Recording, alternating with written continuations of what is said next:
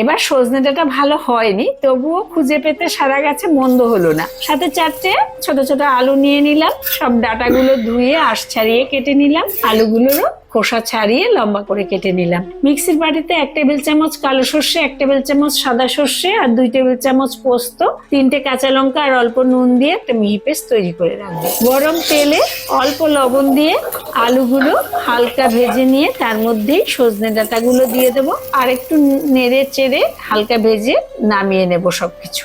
এবার কালো জিরা কাঁচা লঙ্কা ফোড়নে দিয়ে খানিকটা টমেটো কুচি দিয়ে দেবো। নেড়ে চেড়ে টমেটোটা একটু নরম হলে তার মধ্যে হলুদ গুঁড়ো আর বাটা মশলাটা দিয়ে দেবো। হালকা কষিয়ে নেব, বেশি ভাজা যাবে না, তাহলে তেতো হয়ে যাবে সর্ষে তো। আলু আর ডাঁটাটা দিয়ে দেব আর একটু নেড়ে চেড়ে ঝোল দিয়ে দেব, লবণ দিয়ে ঢাকা দেব। সবকিছু ভালো করে সেদ্ধ হয়ে গেলে স্বাদ মতো চিনি আর কাঁচা সর্ষের তেল দিয়ে নামাবো। সজনে ডাঁটার কোররা একদম রেডি। একবার এভাবে রান্নাটা করে দেখুন, এত মজা হবে খেতে যে প্রেমে পড়ে যাবেন।